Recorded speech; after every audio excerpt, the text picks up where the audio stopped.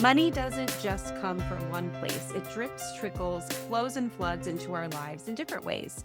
Welcome to Drip, Trickle, Flow, Flood, a podcast that explores the power of multiple income streams. We've got merch. That's right. Drip, Trickle, Flow, Flood t-shirts are officially here, and they're as comfy as they are conversation starting. Grab yours at the link in our show notes. All right, Tony, we have a very sweet guest with us today. We've got Meredith with us from GIRLnDOG Cookies. I'm so excited. Welcome, Meredith. Yeah, thanks for having me. Yeah, who doesn't want to talk cookies? No Like, one this I is- want to know.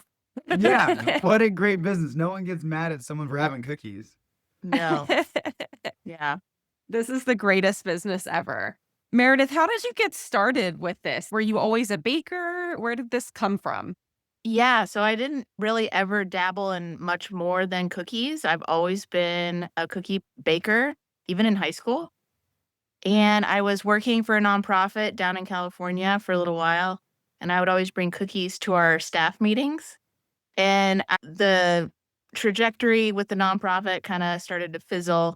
And my manager at the time said, his name's Chuck, he said, you should probably just go into a cookie business. And so I did. I had my black lab Abe with me when I was still single in my 20s. And I always wanted to keep our bond, our pairing at the forefront. So that's where the name came, GIRLnDOG.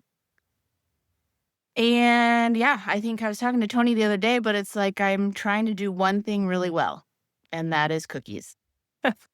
Definitely not a pastry Right. chef. Yeah, I Smart. like it. Yeah, so many people try to be everything to everyone, and you're saying, all right, it's cookies. Yeah. Where does that? It takes a little bit of confidence to do that, and it also takes focus. Yeah. I sometimes lack in, but how do you say, okay, just cookies? Yeah. How do I say that? I think that it's what feels right. I think that it is what works for my brain. Trying to be more than just a cookie baker. And maybe I shouldn't be saying the word just because that minimizes it, but it just wouldn't work. I just know that it wouldn't. And I see what it does to people when they eat one. They find joy, they're happier, they're in a better mood. So also I love sourcing really great ingredients. So I think it's really hard to make a bad cookie when you're using the highest grade ingredients. I've yet Oh, to I bet I experience. could screw that up. Maybe if you overbaked, that's hard to come back from that. Yeah. I Once might it's have the done. same problem. Yes. Yeah. Yeah. I'm not a good baker either. I think it's such a science and a skill. Yeah. So, Yeah. so kudos to you. And also, there's another component to your business that I find very cool. It's not, and I hate to use the word just as well, but it's not Mhm. just cookies. You also sell them out of the most adorable 1950s trailer. Yeah. Yeah. And what an amazing thing to do is the aesthetics off the chain. When I first saw your trailer at the farmer's market, I wanted to take pictures immediately. So walk us through that. How did that idea come about? Is that how you've always sold them out of the trailer, or did you start a different way? Just walk us through that story. Yeah, good question. So I've had the business GIRLnDOG for 15 years. And in the beginning, it was 10 by 10 pop-up tent and all the bins of cookies and all the trays and all the tables and tablecloths. And it was hard. And I was younger. It was hard then.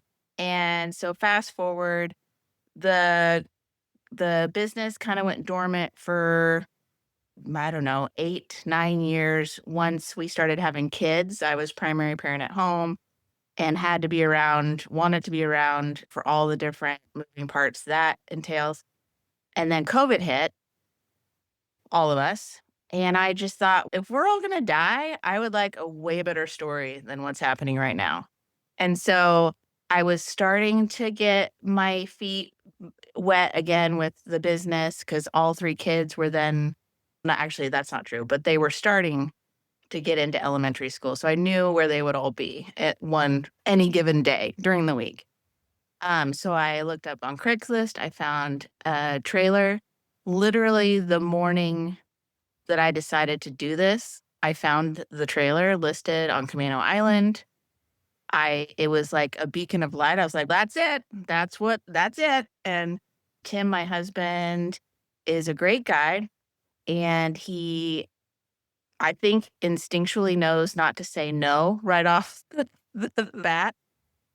He says okay a lot, and then I have to work out all the details, but I just knew even in that 2-hour window between looking at the trailer on Craigslist and going to see it, that that was the next iteration of Girl and Dog. So during COVID, everything shut down. We're trying to do remote learning, all the things. That's when I started to renovate, took everything out, and a really good friend I've known since high school, Brandon, did all the wonderful, amazing woodworking, all the cedar inside. It was a 2-year, very intentional build for both of us. He was able to be creative. I was able to be creative too. And it was a great pairing for both of us to rehab this 1954 Shasta. Yeah. Yeah. There's a lot of different things to dig into, but one of the Yeah. things you mentioned there was Tim and how he said, okay. I don't know that we've talked about this really that much on the podcast, maybe a little bit when Gary was on, but just the idea of, and Gary's Melissa's husband, but the idea of being a spouse to an entrepreneur, Yeah. not necessarily for the faint of heart. Maybe talk about that a little bit, and not necessarily even from his perspective, but from your side of things of being that entrepreneur as well as still having a family and that piece of it.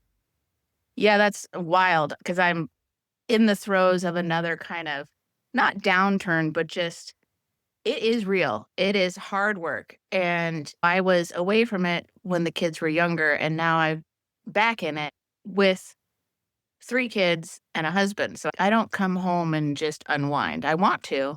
And Tim is learning that's what I need. I always say I'm an extroverted introvert. So I can be on, but then I need to be off. So that's been something, a learning curve for us and our family. It's like, where's mom? Oh, she's reading, or she's doing this, or she's knitting. She had an event. And now it's power down mode. That's what I say. It's like mom's in power down mode.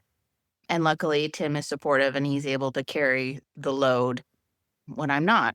But so that's one part of having a partner. And then I'm also the only one doing the job. I have helpers. My mom pops into the commissary every once in a while to shape dough. And I've got a girl I just brought on in college here at Western, and she also shapes dough and she'll work the trailer a little bit. But wearing all the hats has been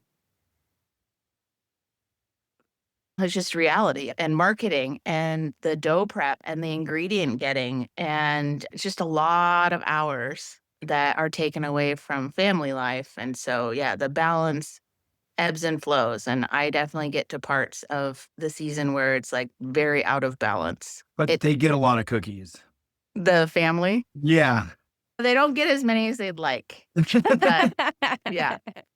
I also like that idea of that idea of the powering down, but also that's rejuvenating. And that process isn't necessarily sleeping. It's doing something for you. And Yeah.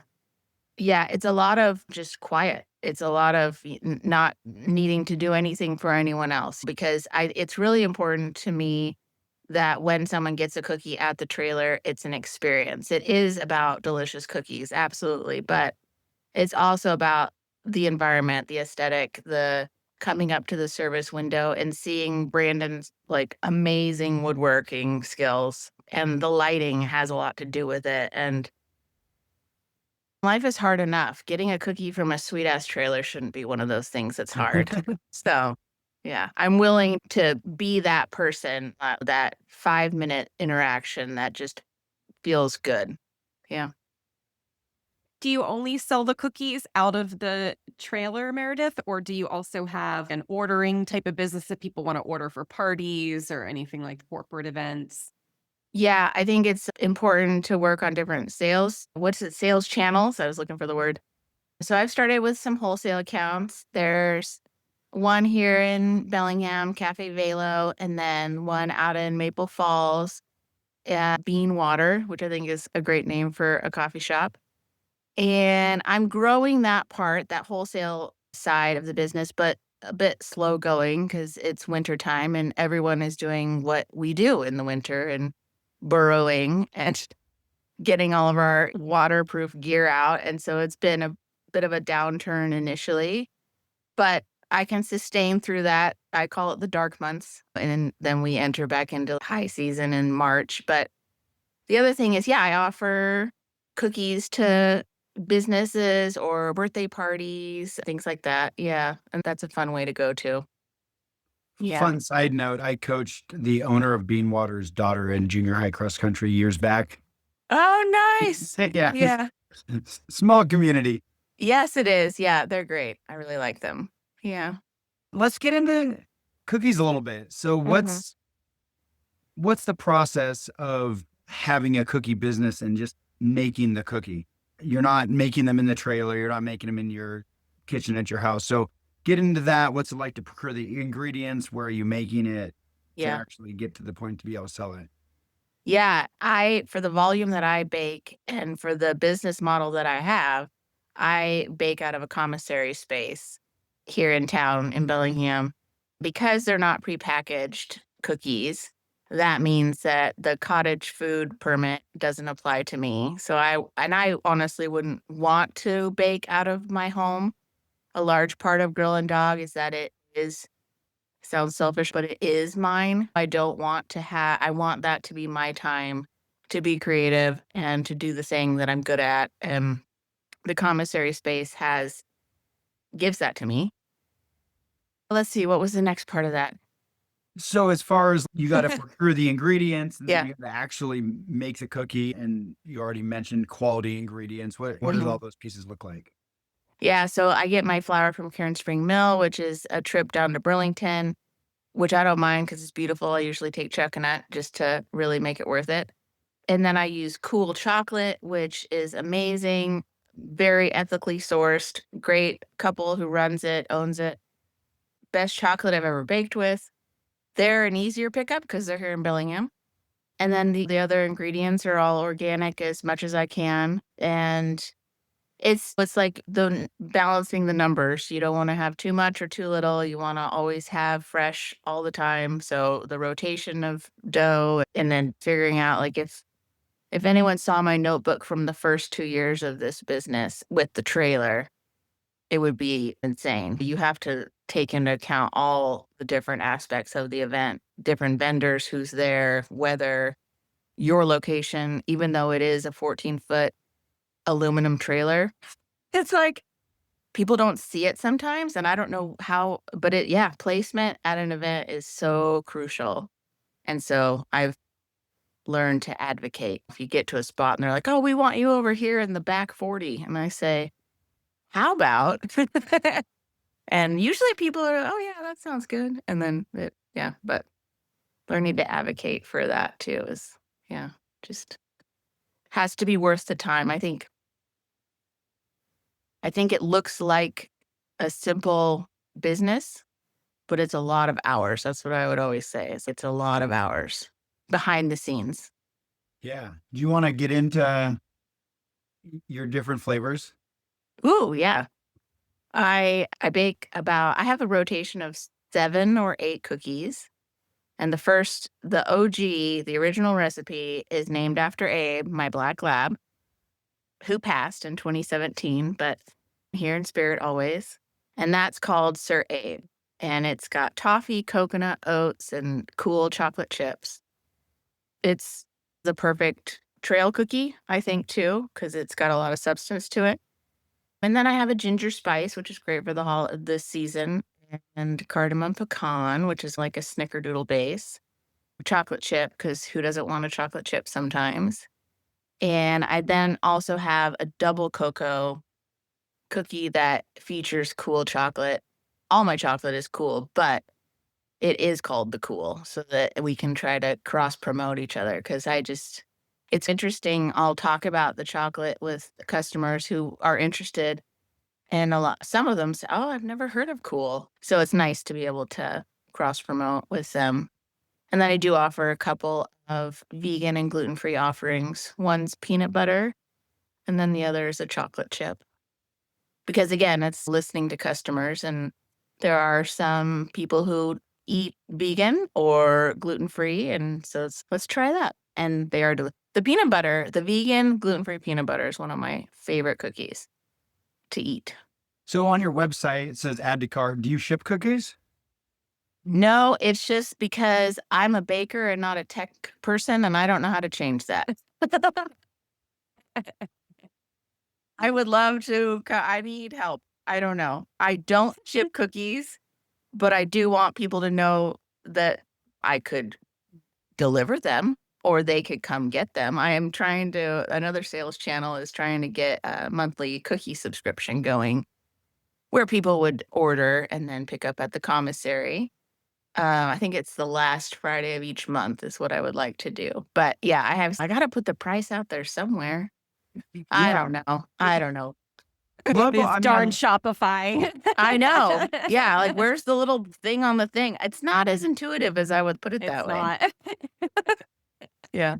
we're a podcast. We talk a lot about different income streams and different cash Mhm. flows. Interesting how you're building that model a little bit. You have your trailer and you're on site and you're physically selling those. You're starting to build up your wholesale channels and then maybe this kind of cookie subscription thing. And I like that you could build a model that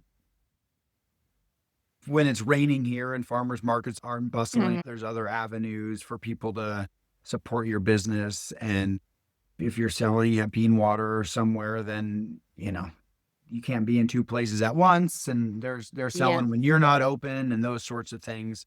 Yeah. So I like that. It's cool that you're expanding the business, but diversifying it at the same way. You're not just getting a bigger trailer or just being, okay, I'm going to have a second trailer and be at two farmers market. You're diversifying how people can get your cookies. Yeah. Yeah. That's I don't know if it's the right word to say safer, but yeah, a second trailer. Where would I keep the trailer? There's just so many like big logistical parts that I couldn't wrap my head around. So these next steps with wholesaling and a subscription were the next things to launch. Yeah. Go ahead, Melissa. Do you find that most of your customers come through the farmer's market then? Or is there another avenue of marketing that you're doing to draw people in? So far, it is the in-person in the trailer. That seems to be the most, traffic. I do have some marketing friends, though, so I will be in touch soon to try to figure out how to make these other ones start. They're Yes. started, they're out there, but it's like, how do we grow that? Do you have some folks? We had someone else who lives in Oregon and does farmers market business, not for cookies. He was saying that a lot of times the customers would come in and that spurns into other opportunities. So when people come up to your window, are you finding that? Are they like, I have a party coming up. Would you make cookies for that? Or is that working out in that way for you? Or how is that? How is that going? It is working out, not like a bonanza, but even this last Saturday, a family came up and said, "Oh, our kiddo's turning 12. Do you do cookies for parties?" And it can look like a box of 6 dozen cookies or whatever the number is, or it can look like me rolling up with the trailer outside of outside of the kids' the park that they're playing at. Oh, that's or, cool. Yeah, that's my most. I love doing that, where you just roll up and all the kids or the adults are like, "What?" I do really like to support the school district. I also offer.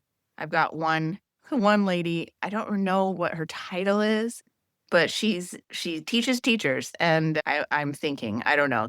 Don't quote me, but they do in-services, and so she says, "Hey, this is the date. Can you roll up and hand out 4 or 5 dozen cookies?" And so I do, and we've done that a couple of times, and those people are really pumped.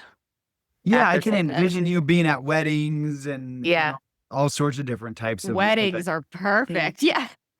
Yeah, I have a cookie truck at a wedding. I know. That's it's coming. People are starting to think outside the box, but it's so ingrained and so many couples that like, nope, we are going to have a cake and we're going to have this and that. It's like, or so I've done 4 or 5 weddings. Yeah. Could do the cake too, but They do. Yes. So they'll usually Right. have a smaller cake, but yeah, you can do it all, I think. I think so too. Yeah. I play soccer, and one of the women on my team got married a couple years ago, and she was like, "No, you should come to my wedding and do this." And so that was my first event with the trailer. I was so excited, and she's an incredibly chill person, so it was not stressful at all.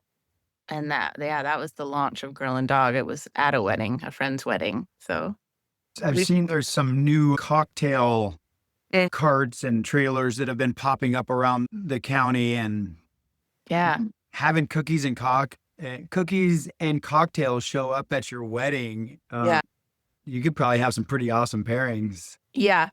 Yeah, I get some really good people watching at weddings. They somehow the service window is large, but it appears that people think I can't hear them. They're just milling about, doing their thing, and of course, as the hours go on, it gets more interesting. Yeah, it's been good. I like to people watch, not in a creepy way, but I'm just eavesdropping, and it's hilarious. They could even be right at the bar and talking about the cookies or whatever else that's going on in their lives. And I think that's one thing that's really interesting with markets. And when you're in the trailer and someone comes up to the menu board, I've learned how to engage, but then also act busy. People do not like you staring at them. There's a lot of anxiety, I think, with people with ordering at a menu. I know that. And so I don't know how I got onto this, but my go-to move is to be sitting in my director's chair so you can see that I'm in there. I'm not just like on a little stool, and I'm knitting because then in between customers, because then it's like I am in theory thinking and looking at my knitting. You can look at the menu board and have time to come up with what you want, talk to your friend. Like, should we get this? Should we get that? Da, da. It's been a good way to engage. You give a quick hello, and then you go back to your knitting. And then you wait. And ultimately, they get cookies and walk away happy. But And I think that is yes, you're selling cookies, but your business is the experience, right? yeah, It's showing up, getting to share this cookie, or maybe not. If it was me, I wouldn't be sharing the cookies. yeah, But maybe sharing cookies at the same time. You're having this experience. So it's not just a cookie. It's yeah. going out and having a bit of an event. What are you seeing? Is a lot of repeat customers, or is it people just stumbling upon you as they walk through the farmer's market, or are people coming back and say, I'm here for my weekly cookie? Yeah, good question. Before I started at the Bellingham Farmers Market, I would say I had a couple of regulars, but mostly new faces. And of course, I'm 3 years in, so I'm still very much like building the business and the face of the business. But at the farmers market, I have a couple who come up, and I don't know, I'm pretty sure Byron and Susan, I believe, are their names, and they are an absolute delight. They make my entire week. They get their 3. I do have a deal for three cookies, and so they get their bundle. I love them. I really love them. And then I've got another woman who comes, and she just raves about them too. And she's always off traveling, so we see her every once in a while at the market. But I have a lot more repeat customers at the farmers market, which I think makes sense because not everyone goes to the farmers market. I wish they did. If you function in that way, oh, I'm going to get my vegetables, I'm going to get my this, I'm going to get my that. They go to the farmer's market and they know it's every Saturday and you're going to see them again and again. Yeah. Yeah, I saw you out and got the Abe, and it was absolutely. I've been thinking about that cookie. Need to make another trip in. One thing has been really fun about this conversation, and I don't know, we haven't done a ton of episodes with like our local businesses necessarily. And as you were talking about the cool chocolate and driving down to get your flour, and if someone is listening from out of the area, it's like when you plan your trip to Bellingham or to the Whatcom County area, getting a cookie from Girl and Dog Cookies is one of the things on the list, and I can almost see that Saturday Yeah. around the area. That'd be awesome. Yeah. Yeah, there's a lot of content. A lot of the coffee stands here are going viral on TikTok. So we got to, next time I'm there, I'm going to try to come this weekend. I'll make some TikTok content Yeah. about your cookies. Oh, We got to get them rolling for you. Yeah. yeah. And that's what people will do is they'll drive 3-4 hours just to come and get a coffee here. So they should Mhm. totally do that for a cookie. Cookies Mhm. are even more rare, and your flavors they can't get anywhere else. Yeah, I think that it's a certain kind of cookie. Like they're not crisp, they're not filled with anything, they're not it's like they're dense in a really great way. Like you get what you pay for, especially when it has to do with the ingredients that are inside of them. Yeah, I'm happy about how it's all working out with the cookies. Yeah. So, what's your favorite part about being an entrepreneur, and what's the hardest part? My favorite part is seeing my dream being towed behind my car. That's my favorite part. The hardest part is balancing all the different roles that are my life so that I can keep creating and building this small business. Yeah. So, what do you see in the future? Do you want to continue to expand the business, or do you like that it's this size that you can put your arms around? Yeah, I think for now I'm happy with where I'm at. I would like to build it. And I think the way to build it is just through those different sales channels. So I need to, like I said, these ideas have launched, they're out there, and then I just need to keep growing that side of it because my time in the trailer now is maxed out, I think. Again, just because we've got 3 kids and Tim has his extracurricular activities. He loves to bike and I don't want to keep him from doing that.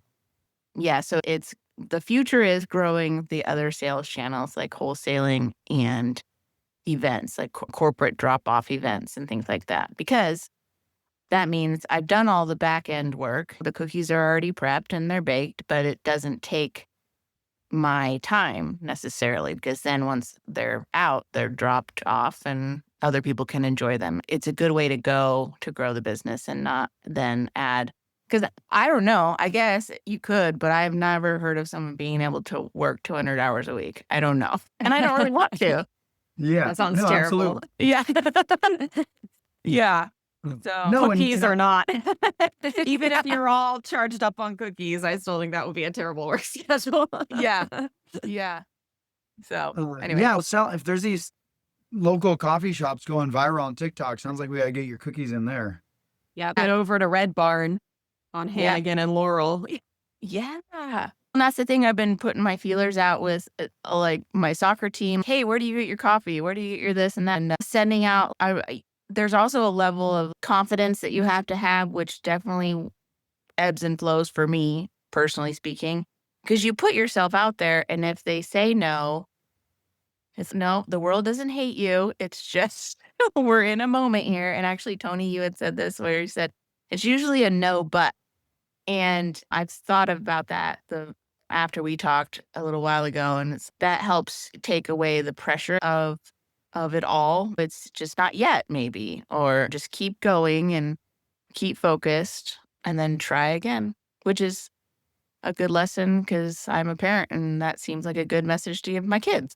Yeah, we had, I don't even know what episode, pretty early on, we had Anthony Petz on, who's real estate agent, real estate investor. And I think he told this story on the podcast, but he was a copy salesman for a while and he was selling copiers. And he said he got so many no's that he got used to it. And that skill of being able to accept the no has Yeah. helped him. That was in his early 20s or something. And that's helped him through his whole life, just being able to accept that no and Yeah. kind of roll with it. He Yeah. said people were calling the cops on him because they thought he was casing the neighborhood. He was doing door-to-door sales. I would never. That will definitely prep you Yeah. to Yeah. handle a no. Yeah. Yeah, that's crazy. This Yeah. was so fun to have you on, Meredith. We so much appreciate your time. And for whoever's listening, if you're in the Bellingham area, please stop by and get a cookie at the farmers market or wherever else Meredith is selling her cookies. You can get that on her website. And if you're not in Bellingham, make the drive. People are doing it for anywhere in the Pacific Northwest. Come on up. But thank you so much for joining us, Meredith. And if you liked this episode, please rate and review on your favorite podcast platform. And with that said, we'll see you next time on Drip, Trickle, Flow, Flood. Thanks, everybody. Thank you for having me.